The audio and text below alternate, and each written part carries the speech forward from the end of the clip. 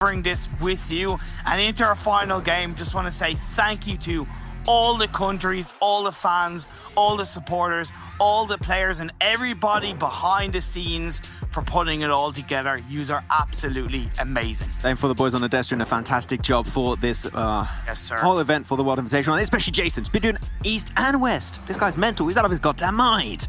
You know what? We're going to be out of our minds at the end of this game, Imperium, because we are going to be dropping on the Battlegrounds for the very last time for this World Invitational East. And we'll see who's going to be able to close it off with an absolute bang. Who will find great closure to their World Invitational event and adventure. We'll have to see, but man, can't wait to see how things are going to come out. Are we going to see something out of the ordinary to find closure to this one? We'll see, but so far it just seems pretty standard with a more southern eastern plane path coming on through. So teams like Na'Vi, George Paul, not going to be there. So I8, you be careful now, okay? Because you could get hot dropped on. You be careful now. No, run along, stay safe, be careful out there. And, you know, with the Xavier, they haven't really had the best of days, but either of Na'Vi, you know, they haven't really had the best of days. It is possible for the Xavier to overtake second. Now, it would require a massive result and possibly a bit of a risk-taking from the Xavier, and if they take that risk and it kind of bites them, they could also lose that third place. So I think I know what your answer is gonna be, but I gotta ask anyway, do you think it's worth them taking a risk? I'm always for a risk at the end. I think it's great content in general, and you know, content, that's what we're here for. We want to see some fights, we want to see some teams going at each other's throats, but it depends where you are. If you're in a strong position and you have a risk of, if you have something to lose, then do not go for it. If you're Valdez and you're so comfortable, you can go ruin chances of teams down below and do whatever the hell you want. So I would say mostly it's what position you're in. Yeah, for sure. Not only do we have a hot drop between Na'Vi and I8, but we also have a hot drop between Fnatic Zombies and Myths. Now, Myths, I haven't seen them drop in Novo at all. Is it just because it's the last game of the day and they want to have a bit of fun? But they're dropping on Zombies. They want to have the fight in Nova. Till we move on over to that one, gotta have a look, obviously, at the positioning of Na'Vi. They have a bit of a 2-2 split, so I8, they seem to at least recovered from the first game of the day where they maybe got caught out by Na'Vi. Hold on, Johnny, he's taking a bit of damage. Unfortunately, Meku hits the window sill and can't connect all those shots. Hey, look, not gonna lie, we have two tournaments happening right now. Tournament currently at the top for first, and we also have the tournament at the bottom. See, it's going to be 16th, and that's between Fnatic, Zombies, and Myth. So we'll see how that goes. True. They're going to be peeking through that Nice. corridor, but there's not much Meku could really do. UZM going to be chasing it down with that shotgun and bat. That's the kill confirmed. See you later, Alligator. It was good seeing you. Back to the lobby you would go for the very last time as Na'Vi down to 3. I mean, hey, at least it does seem like I8 learned, right? And then okay, they're going to drop on us because of the plane path. We're going to drop on top of each other to actually be prepared to get the man advantage in these fights. They got the first one. Now they're going to be putting the focus potentially onto Kitsune. Well, it is important that they take that body advantage and they look to push with. Of course, they don't want to overstep their mark and they want to make sure they have relevant information. But the important thing is that they look to stick together and cover each other's back. Make sure that if one knock comes through, you're able to counter that instantly. Up the stairs, the nade comes through, nearly connects on in through the smoke. Does tickle Kitsune down to about half health, but he's able to breathe a little sigh of relief. Tixie, he's in the back line by that long tower. He could get a bit of a backstab and create an opening for the rest of his Na'Vi teammates. That's the thing, they got such a good wraparound. One player to the east, one player center, one player to the west, and I think that is a good way to play it out. Kitsune, luckily enough, though, no one's going to be trying to push him on top of the roof. And he's just waiting. This is so smart from Na'Vi. I'm loving it because he knows that if he plays on the roof, the only areas you can really push this location from are from the staircase over to the east and the one to the west, which are covered by both Tixie and Matic. So there's literally 0% chance you're able to push it if you do not get rid of those two players beforehand. So I'm loving how this setup works out for Na'Vi. Despite not having the man advantage, the setup is just 10 out of 10.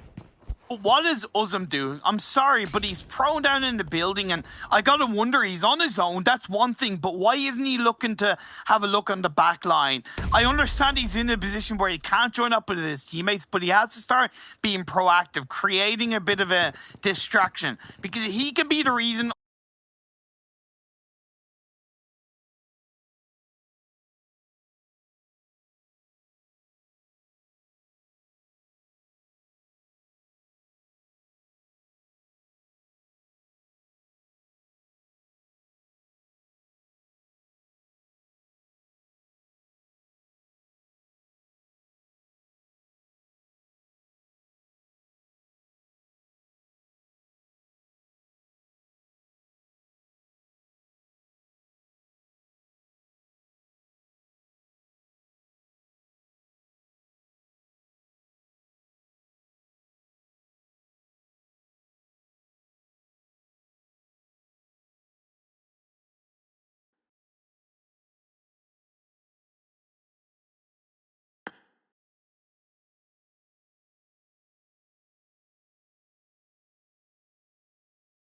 zombies were going to drop in Novo, and they thought it was going to be free. So that's something to kind of think about. Another knock, by the way, Valdez onto a member Nasser with a bolt action sniper, so it's nice to see that being pulled through. Other teams inside the circle, which does hover towards Military Island. We could see our very first and only Military Island finish in the PMWI, but Geek Fam are still on that kind of split area around Gaka, which I think is okay considering where that phase 1 is. A1 had that coastline mainland position to drop close by. They didn't have to move forward, and they're able to get a lot of information by that western bridge. Zeus rotating early. I've actually gone ahead of the Xavier on that kind of south east Pachinki Hill, but they even have a 2-player split on the direct hill down south of Pachinki. So as much as I like from Zeus, in other games they haven't really proven to protect the central circle area, so it does worry me a little bit. Yeah. I just want to mention this about Valdez. There's one thing that I love about this team that I don't see in a lot of other teams, because I think it depends on your mentality and how you approach the game. Yeah. When you see teams in the first place and they're very heavily set himself apart from the rest. We're going to have a little bit of a replay as Martinez, how he got that shot. I mean, he get into the car. That was going to be a pretty nice one with the M24. But when you look at some teams who are in first place by a huge, huge margin, which is exactly the case now for Valdez Esports, there are some that definitely put their foot off the pedal and they just, okay, we can relax now. That's true. I love teams when they fully commit, like, we don't care if we're in first. We're going to make a statement that we can just obliterate the rest of their teams. I saw so many tournaments where the teams in first, like, yeah, we won't do anything, but Valdez are always continuously doing as much as they possibly can, and I just love that from a team. So for that, big golden star for Valdez. I love it. You're dead right, and a bit of an example of that is back in the EMEA Championship, because as much as Navi got a really strong start in the first couple of days, they did, I'm not going to say they backed off a little bit, but they did allow other teams to get somewhat close to them in the standings where we thought, could this first place be lost? So you're dead right about that one. The metal to the pedal. Valdez don't stop stopping as the Xavier, allowing Zeus to get onto the hills above them. Hey, only Jason's allowed to make fun of me for that, okay? Only Jason and Kalaris. I wasn't making fun. I was honoring you. Thank you very much. You're quoting me. Fair enough. Yes. He's quoting me. Though I'm going to be having to quote, I don't know I was going to go with that one, but I'm going to quote I8. I'm dead. Yeah, I don't know. I was trying to make it look cool and everything, but I8, they're done. Losing a lot of their players. I think they're down to 1 currently, so it's seemed like the setup that came out from Na'Vi actually paid dividends. Oh, it has a great angle. Godless. G hits the final bullet. Thought he couldn't get it at the end. Can he get the double onto Frankie? Frankie a little bit too good on this spray. And he's going to try and get that kill confirm onto Zeus. Godless with that nade of his own. But the rest of the team of Zeus is actually going to be trying to join up. The focus is, do you try and hold the front line, or do you allow one of your players to also go for the res onto GE? It would be really important for them to get it. As do you see the circle shifts, and now Pachinki Hill is even more important for the information gathering potential. So whichever team wins this one, the information game is going to be top tier coming their way. And it's also kind of tricky because you low-key got to kind of flank around on the side of the hill, but the hill to the left is probably the easiest option, but it's also out in the open, which puts you in a position of possibly getting third party, whereas the hill closest to Pachinki isn't really the best. I8 go down, Navi end up getting the better of them. It's a harsh lesson in the final game of the day, but honestly, I can say that I8 should hold their head high with how they performed in this PMWI, and they've made Pakistan proud. That's the thing with IA, is I saw a lot of fans that were very supportive, which is great. You guys keep it up. You're one of the most active fans I've seen in a long time, so big thumbs up to that. It doesn't happen for every single team. It's great to have such a big fan base right off the bat. But, you know, this is the first... Okay, don't scare me like that. Did you? I thought Pubg was done there for a second. But a lot of people set really high expectations for this team. This is the first time they're playing at this level. Yeah, I know. This is the very first time. And as I agree with what you said, they can hold their head very high up, but it seemed like apparently Katsune puts his high a little bit too far out the side as it gets picked up by Broly. But you know what? It's only a first time. I'm sure we'll see IA in the future doing absolutely fantastic strides for the team and for their region. As now Tixi taking a 1-on-1 versus Broly. Broly, I'd love to see this player, but it seemed like, unfortunately, you're going up against an absolute beast in the name of Tixi. As only Faroki will actually be remaining in his current position here. He got spotted away for a second by Matic. Gonna try and make sure they trying to slow down and diminish the amount of mobility Na'Vi can really have. Now they're down to 1. It's going to be Matic.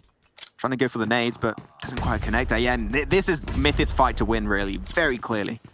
Yeah, great opportunistic play by Myth, because I don't think they were necessarily expecting the team to be here, but when they heard the end of this fight between Navi and I8, they sniffed an opportunity to strike, and they are indeed striking. And he turned this one into a 1v3 Matic. A little bit of time, though. The Res will come out to Broly. The nade idea is good. I get the premise. It's a little bit hard to play for Myth, though, but Matic, the more time you take, you know that those knocks are going to be coming back.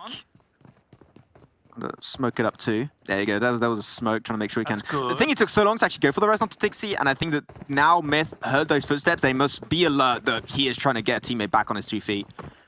He's going to try and jump behind. Full squad has been put back up by Myth, and if you notice, one of the Myth players is on the roof. That's to try and distract audio cues for the other 2 remaining players in Navi. Really good play. Not only that, also to stop them from jumping out the windows. That is definitely the play they're going for, to make sure they can regulate the movement that Navi's actually allowed to go for.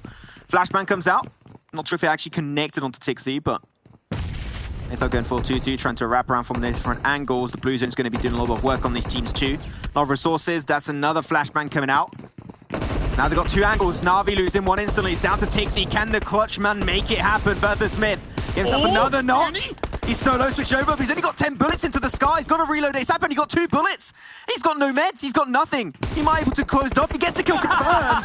Hey, man, he just got what he could. He got what he could, and I fully respect that. Desperate times, desperate measures. Last chance saloon. He cleans up the kill. It leaves Myth down to 2, but the win comes through.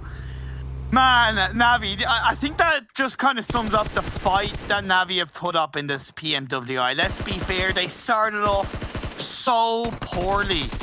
But that day 3 performance, the highest single day performance, beating Valdez's 5 games in day 1, 109, just put them so heavily back up in the standings. And man, they deserve a lot of respect for it. Their last game ends early, and Myths, the Algerian side, they'll carry on as a duo. This is a very scary Zuxi. He's got an Orm in his hand. Luxy, oh, how did you dodge that? Geez, Toro, but no more Toro anymore. He's going to be absolutely mowed down by the M249 of Sporter, of DS Gaming. The South Korean team just cruising by, but unfortunately going to have to go for a stop. One-stop shop in the field versus BTR and also Zeus, as these 2 teams are going to go now a little bit back and forth. Friend with the Orm has got a silencer too, making it a little bit hard to really pin down his location. They're in the edge of the circle, so I'm looking at teams that are in a good spot. That's going to be Geek Fam. I love their positions high ground, and they once again set up for success in the early stage. Also Reject, but as typical, Reject spread is a little bit wide, and that might come to hit them. As DS take down Nasser Esport, they've had a great day. Jordanian representatives, I feel, have really proven themselves a lot more compared to at the start of the PMWI, but their last day ends up early, and I did notice that Orm knock, by the way, from BTR. Zux has been just disgusting with that Orm. Headshot after headshot, though, going to be able to get spotted away, gets a little bit too close to Icy. Will get frozen up just a tad. Liquid's further behind too. Not an easy way to deal with it. That nade's looking pretty good. Pinpoint accuracy once again. Wins out. Betrays the nade too. The old Godless, what's the game plan here? Because you can cross over pretty easily, but Liquid in the background too is giving a little bit of an oversight, and Ryzen, I love the nades on BTR. Like, Blank touched upon it perfectly, right? BTR and also the Indonesian region, the nades, they created grenades. They're the ones who make them, they build them. It's insane. Yep. It's insane. Absolutely fantastic. That's a good turnaround from BTR. Zeus are kind of recognizing that, and they're just going to disengage away from that, knowing that they've picked up a couple of kills, but they are also still up as a 3-man team, and I respect that from Zeus. I do think they could have pushed that to take down BTR, but when you're talking about playing for the late stages of the game and trying to protect their not only 4th place, but overtake the Xavier in 3rd, it's important that they get to the final few teams. That's what they're going to be trying to aim for. A1's got a pretty nice spot, but not when it comes to the late game. They need to start looking to gather more intel. I want to send a few players forward, especially Sinister and 6ix9ine. I think if they start putting their information and they're scouting towards the northern side, that is where it should be. Field finish to close it off. Not fun. Not fun, Imperium, but There are some teams already in a good position. I like where Yala currently stand. Valdez 2, they got himself into the compound right west of Chopsticks, and Dig Xavier 2. Man, a lot of the teams that we should pay attention to here could have a really good game. Dig Xavier especially, if they stand strong, they could be putting himself in a completely advantageous position in the rankings, and they could do amazing, but this is going to have a lot of attention coming their way. Let's see if it's going to be good enough for them. It's a big ask, but could they still overtake Navi? They're out, although Navi did get a few kills on board. I wonder if it's possible. It's going to have to start by taking out Zeus at least, but push them back. Zeus are going to go for a deep rotation in center of circle. I think it's way too early to try and pull that off, Zeus. You're going into the unknown. I can't see that working out for Godless, to be fair. Just answer your question again. Dig Xavier, they want to overtake Na'Vi. Minimum, they're going to need a win, and they're going to need an insane amount of kills. Not sure exactly how many it is they're going to need, because Na'Vi's picked up a few kills themselves, as you said. But they're going to need an insane amount, so we'll see if they can push it that far. But at least, no, they're fighting for that third place, and they want to make sure that Zeus do not overtake them. Because Zeus, talking about them, very close by, it will be very interesting and a really fun run of events if these two teams actually clash against each another. Man, and that's the thing, like, this is the thing with Reject. I highlighted their solid position in the previous phase, but because they were so heavily separated, they allowed A1 to get ahead of them, and now A1 have an overall better position. Now, can RC turn this around? Yes, they can, because they've gotten a couple of shots and a kill onto Reject. Max spotted away, car explodes, boom. Boom goes the dynamite, boom goes A1, eliminated. See you later, Bangladesh team. Was good having you guys. Still, we have to say for A1, it's been a big ramp up for the last few days. They started slow and they've been ramping up really strong, and we talked about it last game, right? How A1, I think, could be very clearly one of the top teams in the next PMGC if they make it there. So hopefully that'll be the case. I'm sure we'll see a lot, especially of Darth Dante. That's the man that he's going to be memeing up next time we're meeting in LAN. He's going to be making a lot of jokes at our expenses. Fnatic Zombies, getting 2 players instantly knocked on down into submission up against BTR's 2 players of Ryzen and Liquid. 2 players that have definitely been stepping up heavily in this event. Liquid 2. Everyone's just pushing their way forward, and Fnatic Zombies are just cruising by, avoiding all of the fights. Yeah, we're out of here, boys. We're just going to push deep into the center circle. I also got to say, that push by Zeus, I don't know how they didn't get punished for, but by God, it worked out. They're in the open, they're in the field, they're by a hay bale with a couple of vehicles either side. They've just got to pray that the next circle stays in their favor. Yala, I love the separation, and normally I'm kind of critical of their 2-2 split, but I think in this kind of situation, they're setting themselves up really nicely for the next circle, which in this kind of circle is kind of important, but when this next phase pops up, they really will have to join up as a full squad. That's going to be the name of the game for them. Get back as a full squad. You might just have a chance to make things work out in your favor. Fnatic Zombies going to lose another player. That's going to be Salam. Hamco Fire still up and hoping to just snake his way forward. But DRS, a lot of information. Same for Reject.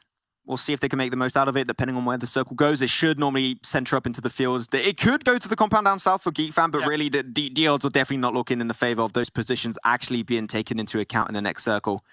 And it actually, there you go. Really big shift up northwest. A few buildings taken into account for, especially DRS/Blacklist International, but a lot of teams got to push in now. Nepal side being a little bit downtrodden, but this final game, they have a chance to put themselves in a good finish and end on a high note. Blacklists are avoiding them, and they send a couple of players into the circle, but leaving one player behind. Alas, I don't know where he's going, but he's made it in, getting close to the last Fnatic Zombies players, and Ryzen getting the revive onto Liquid to try and keep them up as a duo in the edge of the circle. That's important. It'll be very important for them to keep that in mind.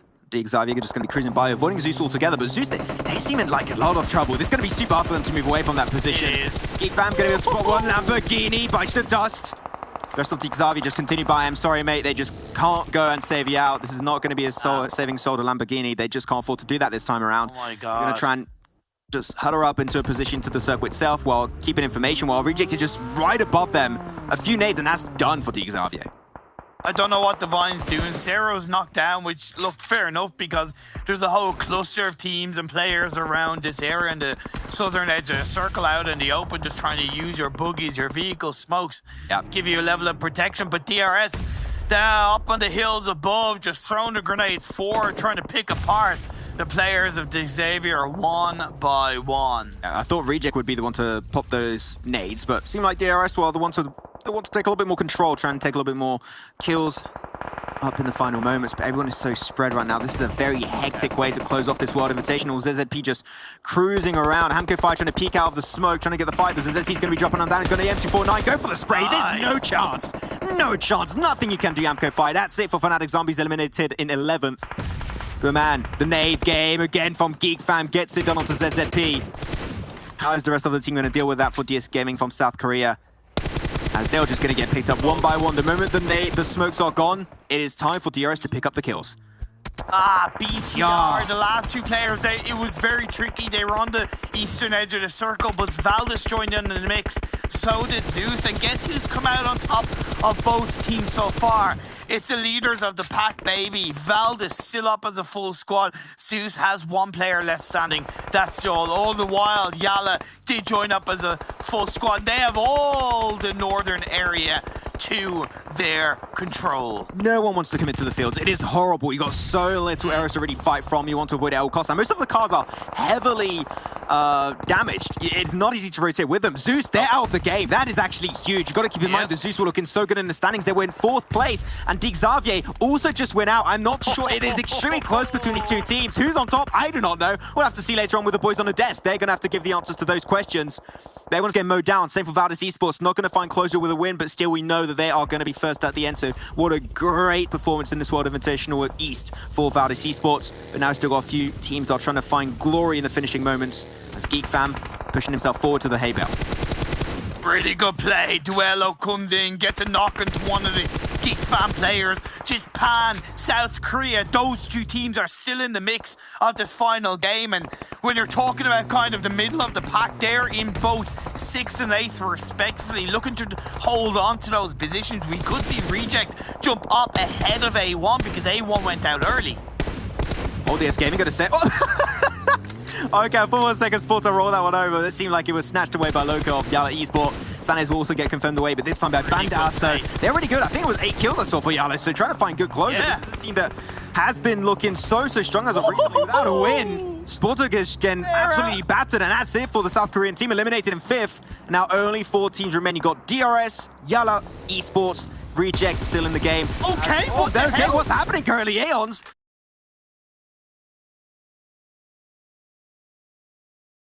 Getting pushed upon by Ida. And this one gets himself the kill with a barrel, and he's going to swiftly confirm that one.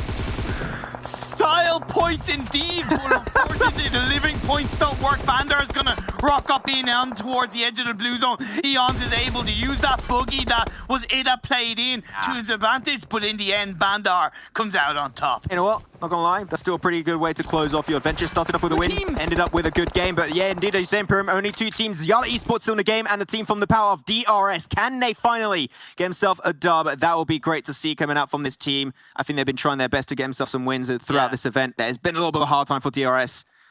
We'll see if they can try and find some great closure. Get himself 1 win. I believe it was on that Sunhog game. A second one would be a good way to end the adventure here for the World Invitational East. Indeed, DRS looking for their second, but down the hill they go. And Powerful, it was his birthday yesterday. Happy belated birthday. Can you get a chicken dinner for the greatest birthday surprise? See if that's going to come to fruition. AJ being knocked on down. If the smoke dissipates and still has a good position, the information from AJ could have been strong, but now Bandar's got that tippity top of the mountain under control. They're everywhere. There is no escaping Yala from their current location from which they're fighting. My God. Matthew Ninja had absolutely no clue of what was coming his way. And now that's it. It's going to be 2 players of Yala Esport, Powerful and Bandar. Bandar did have a first aid, going to pop that one up. Oh, DRS got AJ back on his 2 feet. It's a 3v2, DRS from the POW. The Saudi Arabian team of Yala Esport, who will be the one to find closure here for the World Invitational East. Things are slowing down just a tad, but the circle going heavily away the rest of DRS. Powerful has the game-winning position right now. He does, but he's on his own. And Bandar needs to try and really work together with Powerful to coordinate a beautifully played attack. I wonder if Matthew Ninja's still giving information on where Powerful stands. If they get rid of Powerful, that's great. Oh, they get it. That's huge. That's immense. Bandar trying to move away from that position. It's 3 pillars of DRS just throwing everything they have on top of Bandar. He gets to the crate just in a nick of time. But DRS, are we going to close it off with a Nepali win? That'll be huge. As Bandar gets the first day once again, up to 75% health, trying to go for the sprint to the open. Oh, so gets them close. solo onto Galton. But now they're trying to wrap around Nemo's. Just solo have to switch weapon too. He's getting pushed upon, and there's not much he can really make happen as we close it off with a DRS win on game 20 for the World Invitational East. But at the end, Imperium, it doesn't matter because we know who the champion really is. It is going to be none other than Valdez Esports from the side of Thailand. What a great showcase from this team. Valdez has been absolutely on point from start to finish, and they truly deserve the trophy. This might just be the next world champion at the very end. Man, Valdez Esports may have dropped the murder, but they certainly added that to the battlefield. Controlled, dominated, damaged, brutalized, you name it, whatever word you want to use. It was their tournament to win. Right from the offset, 105 points in day one. It speaks for itself. And then day two, day three, even today in the final day, they were always up there. Consistency personified. They didn't let up, and they fully deserve to be crowned your PMWI East champions. Okay, that's going to be it. We're going to send it back to the boys on the desk to break it down to see exactly how the top teams position himself at the very end. Boys, take it away.